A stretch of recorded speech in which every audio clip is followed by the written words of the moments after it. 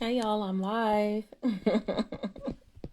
Looking forward to being joined by Brittany Tanner, hopefully. I just saw her not too long ago. She said she'll be on, so I'm gonna trust the process. I'm gonna trust the process that we gonna have Brittany Tanner on here in a second. Let me send her an invite. Invite for Miss Brittany.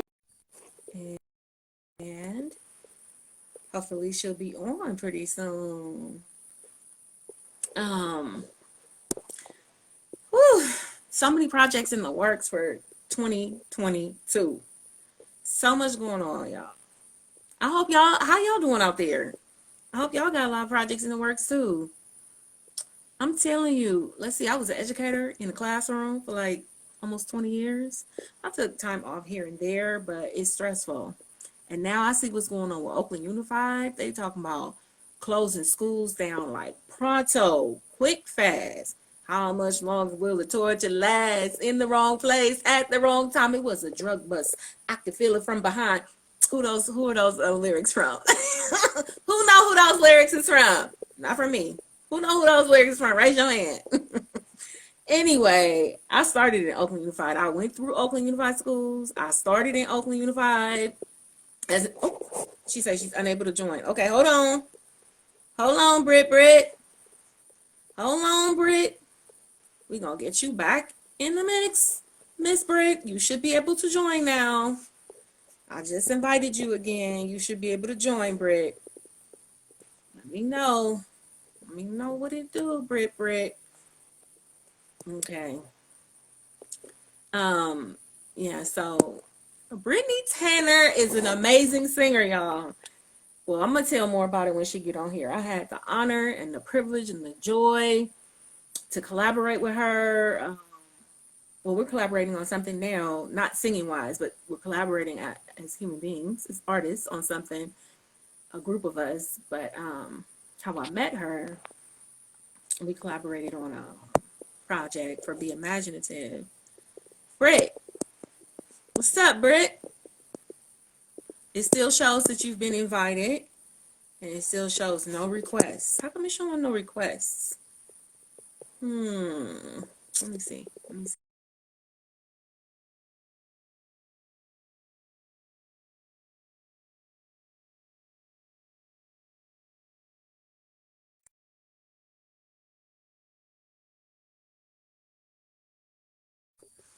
No, rien de rien. Let me see. I'm gonna invite her back again. Non, je ne regrette rien. Ni le bien. Oh, okay. I sent you the invite. Comme m'a fait, ni le mal, sans m'éteigner. You should be able to join now, Britt. I'm gonna stay frozen like this till she come on. Oh, Britt, Hey, you there? yep. I can't hear you. Really? Oh no. Oh no. Hold on. Let me On my go. phone, I got it connected. Let me go get my It's showing connection. my headphone.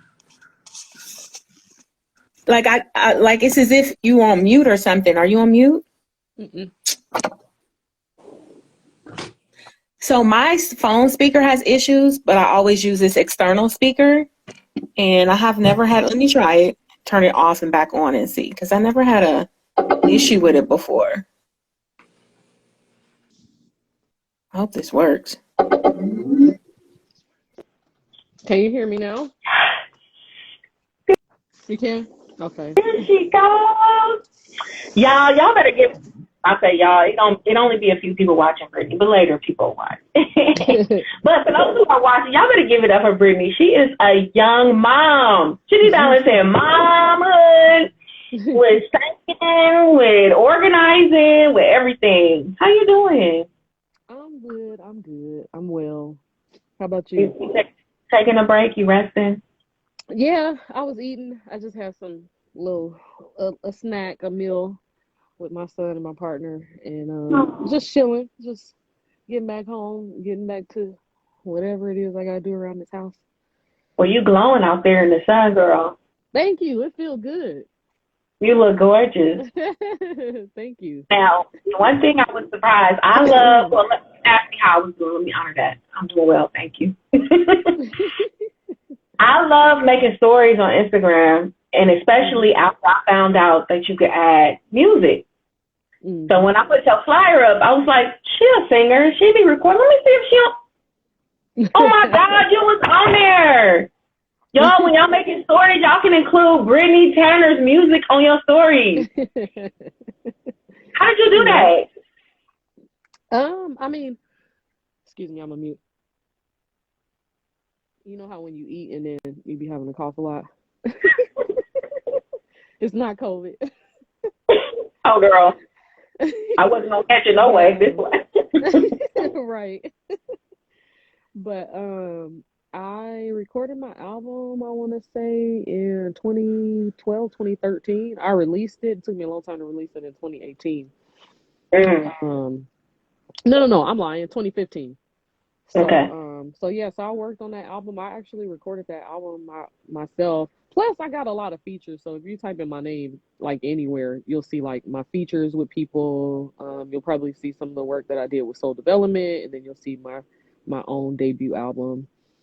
But yeah, so So who are some of the features you collaborated with? Soul Development, and hmm then so I've Mr. collaborated, Fab.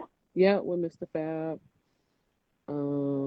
Some of the other stuff I did was like a long time ago, so I don't even really remember. But everything's on everything, Apple, Spotify, Tidal, everything. If you just type in Brittany Tanner, you'll find all my music. So they just type in Brittany Tanner. Y'all see it at her name on her Instagram page, and then you'll find it. Okay, that's excellent. So recording your album, for those of us who are into music and love the idea of recording, and I mean, what was your process, and who did you record with? Who for your, was it self, independent, or with a hmm label?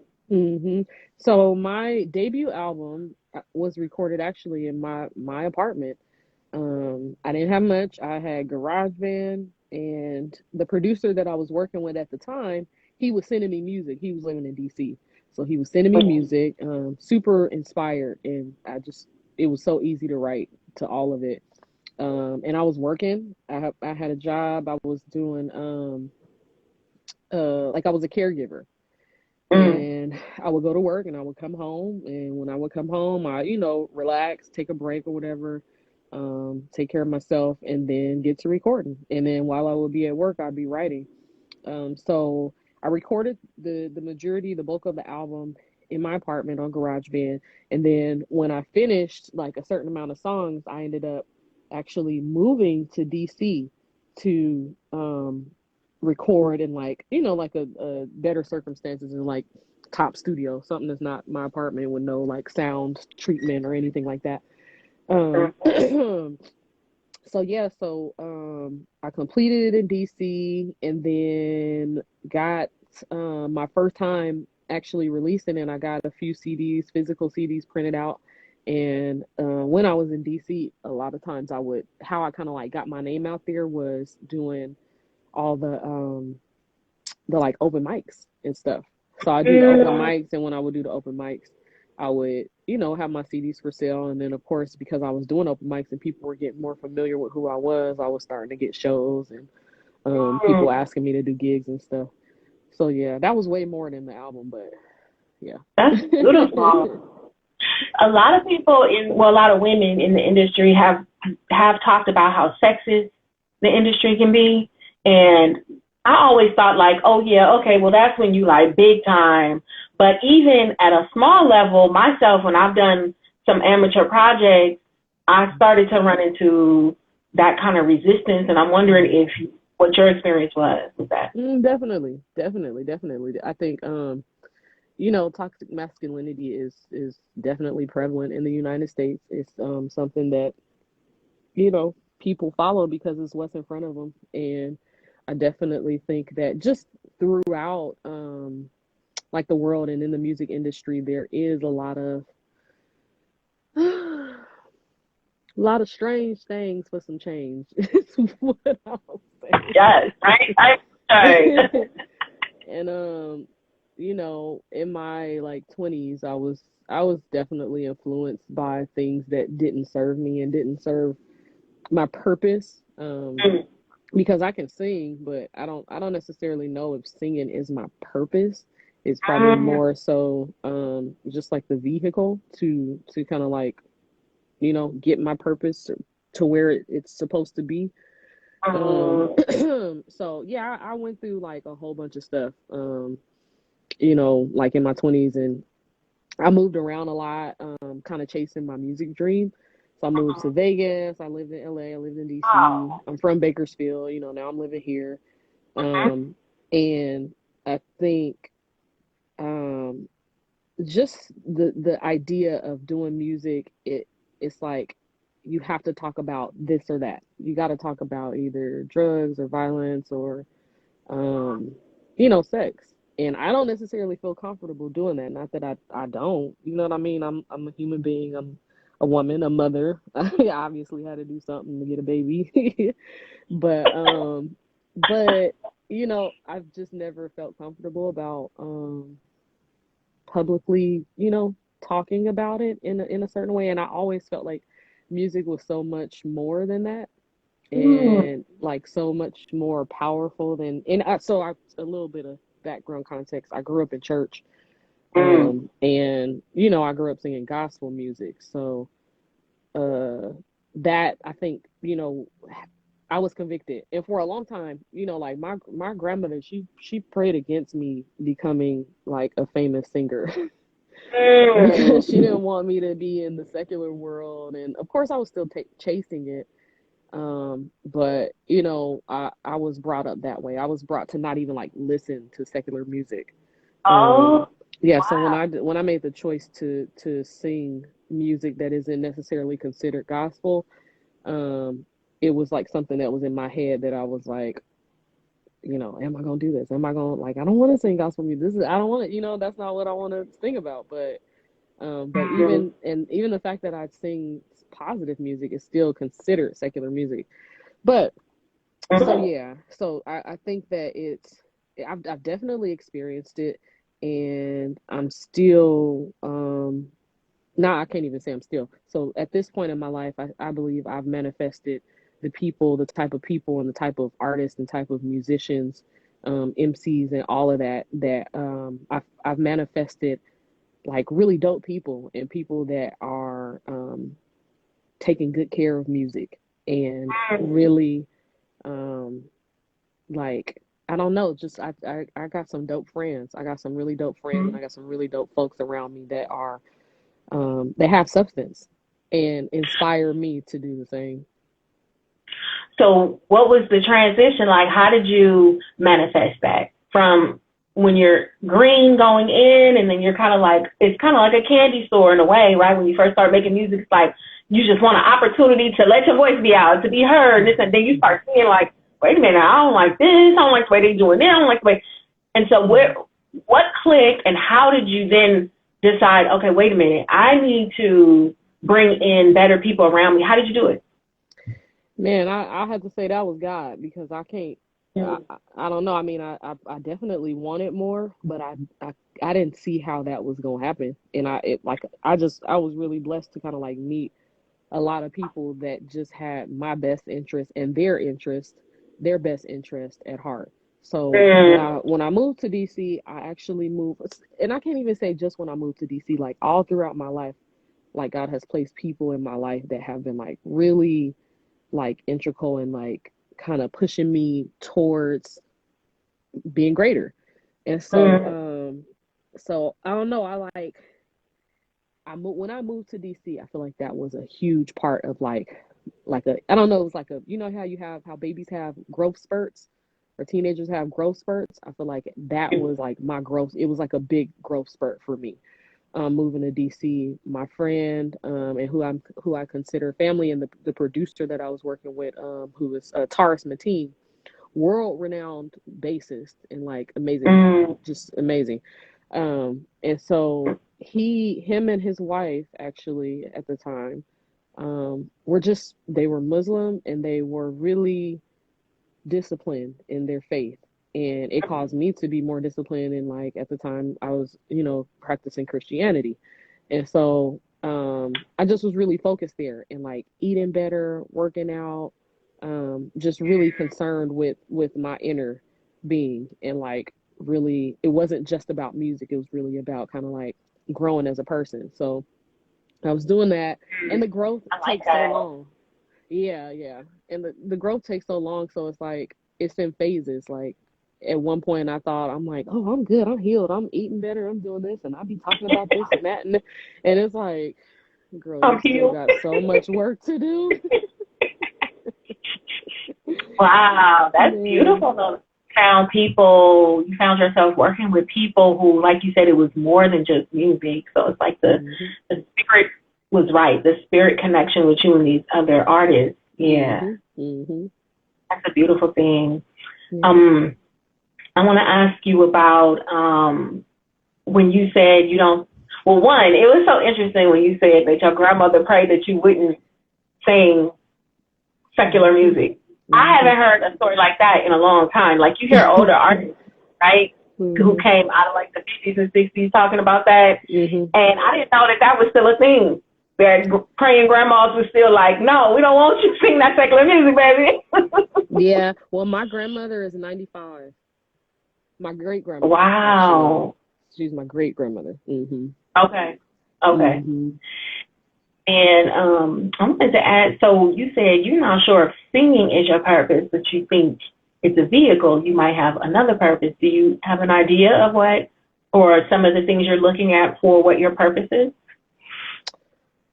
I don't know. I don't necessarily know. I do know that I'm here to change the world. I'm here to change people. I'm here to change myself and be a reference to people, to witness that. And I don't know who those people are. Could just be my family, could just be my son. Um, I do know that I've always had a dream that I wanted to change the world, and I think the reason why I say that singing isn't necessarily my purpose is because I do so much more. I'm so much more than just a singer, and the singing is like it's like a language. It's a language I use to communicate my message and the things that I feel in my heart. So Mm-hmm. and that's why I kind of say it's a vehicle because I feel like I've done so much more than just be a singer, and I use the music to like I said to communicate all those other things. Just like the song remedy, it's more than just me singing. It's community. It's and I've just learned to like be creative in all types of ways. I thought that I was just a singer, and I thought that it's like this is the only way you can do that. But then like I'm creative in so many other ways that it's like hold on, like now it's kind of like making me rethink that and rethink, what exactly am I here to do? I don't know yet because things keep unfolding. Mm-hmm. And speaking of the song remedy, yes, I had the privilege and the blessing to attend one of the song remedy events where you had people it was over Zoom, so you had people type in a statement, right? An Mhm. affirmation or Mhm. that they wanted for their lives, and then you would their life, and then you would sing it, and it was just I Mhm. loved it. I loved it. Mhm. Thank you. Tell us Thank you. how did you come about that? Creating the song remedy and coming up with that offering. Mhm. So I really wanted I was noticing that like affirmations, a lot of people were doing affirmations, and I was using affirmations to like, to help guide me on my healing journey. And I was like, dang, what if I put the affirmation to music? What if I sing it? Because I know the power of music and I know how music makes me feel. And a lot of the times when I would listen to different affirmations, it would just be like, I am enough. I am loved. You know what I mean? And it was just kind of like, this is boring. And it would have the wave sounds, even though that has a purpose as well. And I still listen to stuff like that.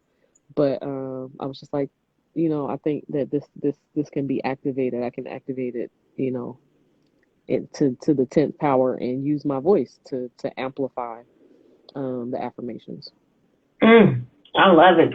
The song Brittany is so beautiful. Thank you. And then, speaking of your multiple talents, you're a songwriter, a singer, and now an author. Yeah. An amazing children's book. Thank you. And I want to know, let's talk about writing process. Both for you. Well, do you want to even name the book? You want to say what the book is? Are you ready for that? Yeah, I am. I mean, yeah, I am, but I'm not. I'm It's up to still in the process. But yeah, it's the book is I See You, Igun. And Igun stands for the ancestors, the ancestral realm. And it's a children's book. Mm-hmm. And I just can't wait to all together so people can see it. And we thinking that definitely people are going to be able to see it at the event that we creating together, right? By Yeah, that time. for sure. Yeah. Yep. Let's talk writing process. Like, what is your process when you're writing music for writing this book? What did you do? How did you start? How do you get your inspiration? So I knew I wanted to write about ancestors because I have, so I think that's another one of my gifts is I always have a lot of ideas. Um and some of them are really dope. I mean, all of them probably are dope. I'm gonna affirm that all my ideas are dope. But like some of them you like have a really strong hunch to follow them. And so I was like, I really want to write a book about ancestors, and I want to write it from a child's perspective. And I really want it to be shareable with children because I lost my brother October 17th, 2019.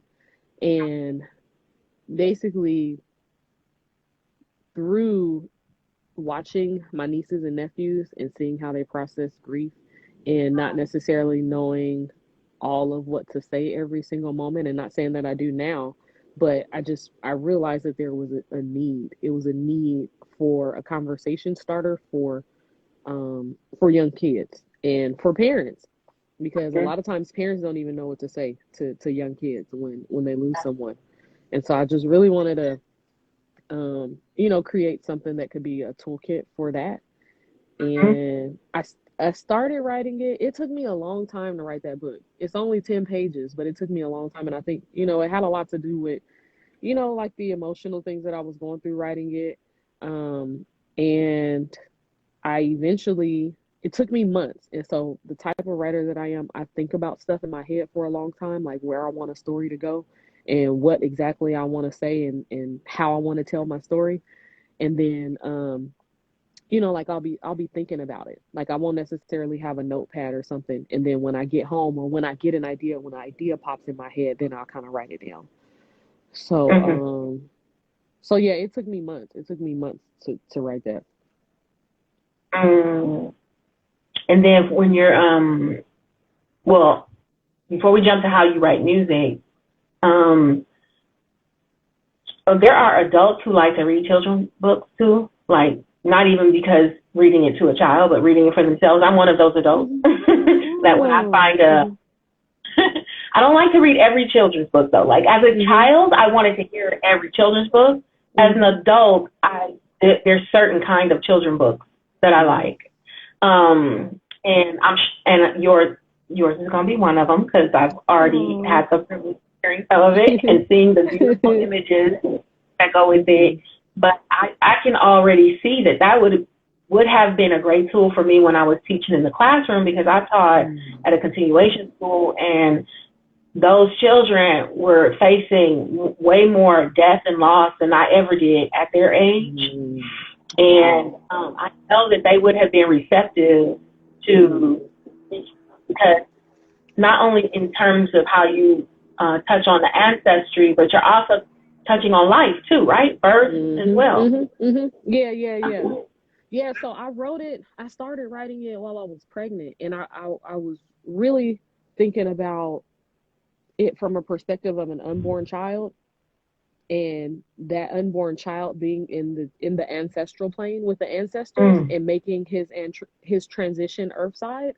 So I Mm. wrote it as if like my son was there with my brother, Ah. and meeting my brother and talking to him, and my brother giving him lessons and telling him like, yeah, your mama like this, and you know what I mean, Mm. and your grandma is like this, and this is what you do, and this is how you be, and you know, all of that. And so that was my thought. And now it's something completely different. And I think that's because my aunt, she interpreted how she interpreted. And so with her doing the artwork for it, it kind of transformed into like so much more than what I thought in the beginning.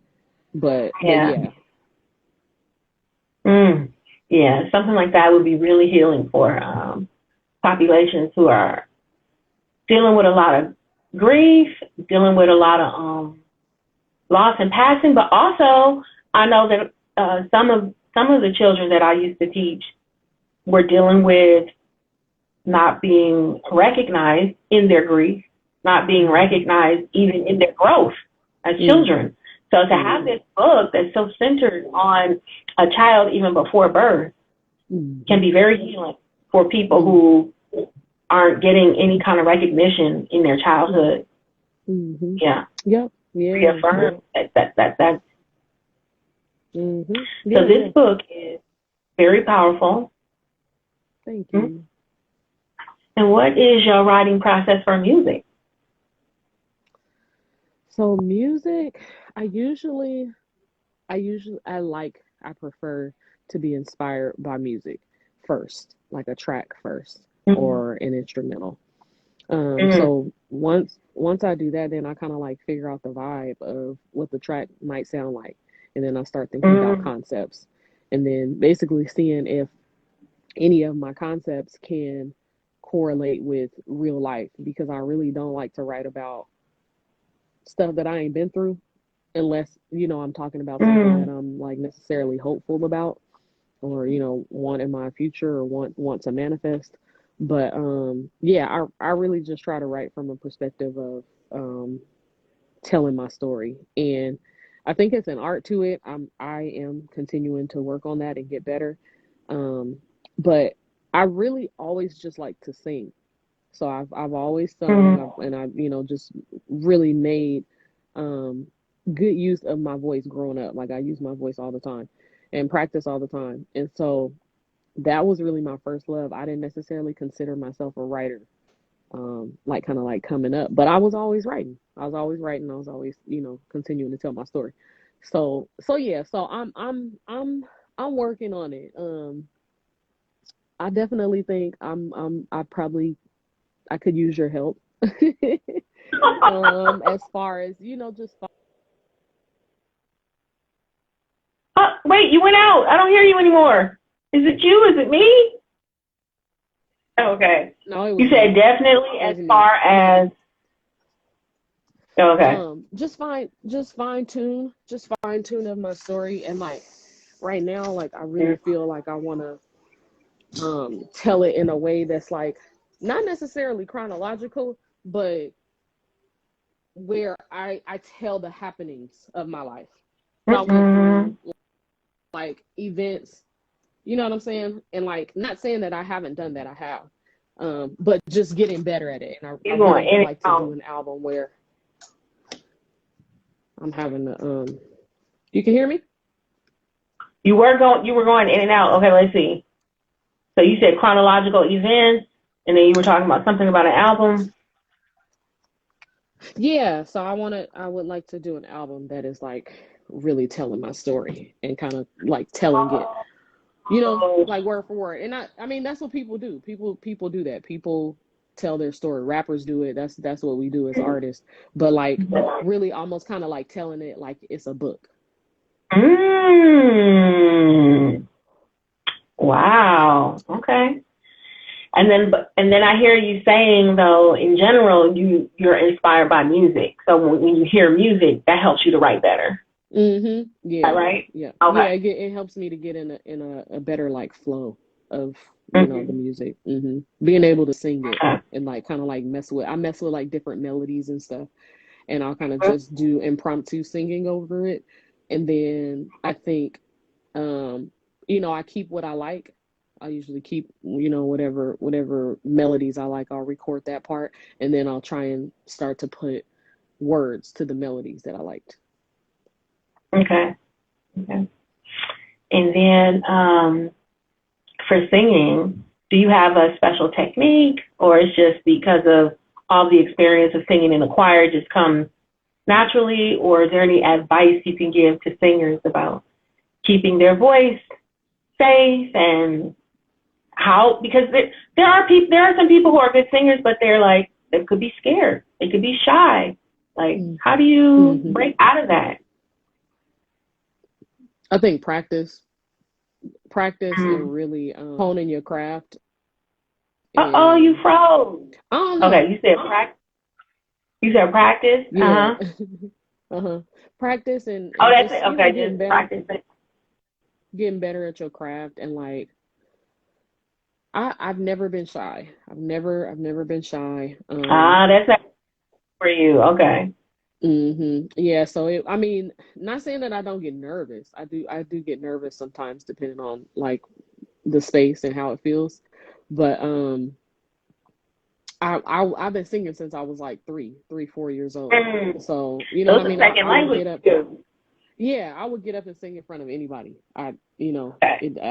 I never was shy about it. So, and then like I said, I practiced a lot. I practiced for years. I sung all the time, all day, every day. And I don't as much anymore. And so I'm at a place right now, which is interesting, and it gives, context, and I'm just a reference. I don't rehearse as much, and I'm not, like, I grew up singing on praise teams and singing in choirs and leading praise and worship for church. So that Okay. was a lot of Okay. practice. And now I don't Mm-hmm. necessarily, I'm not on a praise team right now. You know what I mean? And so I will Mm-hmm. I will be starting to sing once a month at the Way with Lauren. Um and yeah, so that's gonna help. But basically that kind of like forced me into practicing, rehearsing. I had to rehearse all the time. But I liked it. I enjoyed it, and now it's like I'm an adult and I got adult stuff and taking care of babies and being quiet when baby's asleep and cooking, and you know what I mean? So lately I've been kind of like really on myself But with that's that, a good reminder. practicing. That's a good Mhm. reminder. Like, the more you practice something, then it becomes second nature, and Mhm. then it will help you through the times where you're afraid or nervous. Yep. Yeah. So just practice, practice, practice. And then bringing up the fact that you are a mom of a little baby, a little cute ass baby. He's so cute. Thank And you. you're a partner. And a lot of people think, well, if you have a partner, it's easier to parent. But I've heard so many times from friends of mine, like, parents need support. It's not just like the mother needs support and she gets it from the father. It's like the family needs support whenever Mhm. there's children involved. And so how do you balance being a partner, being a mother, and having all of these talents that you're aching and, to express? Um, Do we know? Do we ever really know? We just do it, right? You just got to do it. Man, man, I do not know, because like I really, I mean, so one thing I do that helps is clean up, but I feel like I'm Okay. always cleaning up, especially now that I have a toddler. But Yeah. when I clean Yes. up, that makes me kind of feel like, okay, I can do something. I can do something else when the house is clean and it looks good and I feel, peaceful, Yeah. and like, I got Yeah. some candles going that smell good, stuff like that. Yeah. But communicating, having community. I think community is really important. And having people Mm. around that can help, and even if they can't help, just somebody you can talk to when you stressed out or when things feel overwhelming. Um, Mhm. yeah, I think it's a lot. It's all of that. It's all of that, and I think you got to have multiple streams of self-care in order to really have balance. Um, and of course, your partner plays a huge role in that as well. I think how you kind of operate as a household and how you handle things as a household can help. If you have a partner that might get frantic when things kind of happen or go down. I think me and my partner have done really well at being able to juggle a lot. And both of us have, a lot of things that we do. He's a real estate agent and a Okay. videographer, and I'm saying a father, a son, all of these different things. So I think we've both done pretty good being able to. We open, and we know we got to work. And I think because I'm in a position where I do mostly now all the things that I want to do, and I ain't even gonna say Mm. mostly, period. I only do things that I want to do. Mm. I don't Yes. work. I Okay. don't work for anybody right now. And so, and that is a privilege, and that is a privilege that my partner, through my pregnancy and now being in motherhood, has allowed me to be at home. And so, even Mm. though I still work, we're able to balance it out to where the bills are paid, and I'm still able to kind of take care of our child, and then work when I need to. So that has really helped. Like when I was working for other people, I wouldn't be able to do all that I'm doing right now. Because Right. I can't even get my mind wrapped around it, and you don't got time because you're working 8 hours a day. Who you telling, child? That's Yeah. all I dreamed about when I was a teacher. I mean, I wanted to teach in a way. Like as a child, I thought like, oh, I want to be a teacher, and then I Hmm. was like, okay, I'm teaching, and then I quickly became like overwhelmed with balancing being a teacher and serving kids all day, and then coming home and serving kids, and I started to like disappear as the adult. Hmm. Yeah, and I started to really want nothing more than to just be able to be with my kids, because Hmm. above any other, my first dream, I wanted to be a mom.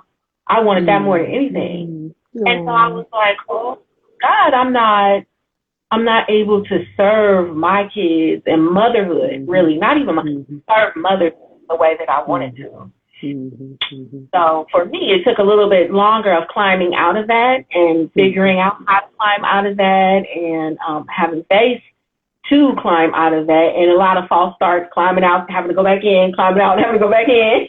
So I'm really glad that you're at a space where you're able to express all of your talents and do what you want to do Yep. while you're parenting. Yeah. Yeah, yeah, yeah, yeah, yeah. I feel really You're blessed. like, Huh? oh, I was just saying, you're still young. You're still like in your early 30s, right? They not Can you hear early. me? Yeah, they not early. They're not early. You're not over 30. Oh, my God, I'm you're not over 36. 30. I'm Oh, you 36. are? I thought you were 32. Okay. Oh, Yep. wow. Dang, you 4 years shy of 40. Look Yeah, at you. yeah. Almost 40 over here. Okay. Yep, yep. I'll be 37 in August. Oh, this is your 37th year. Hmm. Wow. That's when I wrote my first book at 37. Really? Dang, that's dope. That's really dope. That's Yeah. that's really encouraging to hear. What did you say? I I said missed that's it. really encouraging to hear. Mhm. Yeah. Wow, Brittany. And then, real quick, I'm gonna just talk about like how we met. Um, I know that Aisha had invited you to that gift giving circle that Hmm. we're in, and you had actually Mandala. done some of the mandala, and you Hmm. had done some of the song remedy there for us, didn't I you? did. Did you Yeah, do I it did. I did. I there? did it Okay. like one time. hmm Yeah. Hmm. So even in that space, you offered your song remedy affirmation singing there, and I was just like, I like her energy. I told Aisha, I said, I like her energy. Then I had that dream that the three of us were in a car going somewhere. So I was like, okay, what does that mean? That means there's going to be some sort of project or something we're going to be doing. There's something we're going somewhere together, because that's what the car meant for me. So I was like, Yeah. what? I couldn't figure it out for the longest time. And then like months later, Aisha was like, y'all want to work on this watch guide together? I was like, this is the dream. This is the car. Right. But you We know are. what though, Sia? I don't even think it's all the way. I want you to have like a deja vu moment from that dream, because the thing is we're doing so much that we don't know exactly where we're gonna go. We got so much work to do together, and we don't know what else we gonna, you know what I mean? Like we about to be Mhm. doing stuff. Mhm. So And I yeah, was spraying your Atmo in my hair in the dream. right, exactly. Yeah, yeah. I can't wait till you have deja vu. I can't wait. Yeah. So it was. I'm glad that we worked on that project together. Got to get to know each other a little bit more, and I'm really glad. Hey, baby. That cute little baby. Oh, hey, baby. It's time, huh? That means it's time. Hi. Hi. He just came in here to climb all over me. And I'm enjoying seeing in this retreat space because like I'm getting to see other sides of you as we're organizing for our retreat. I'm getting to see other sides. Like you said, you have all these talents, and I'm like, okay, I'm seeing director Brittany, I'm seeing videographer Brittany, I'm seeing these shots and these shots, and we go this and that, and every organizer Brittany. I'm like, dang, yes, that's for That is all the hilarious. Brittany.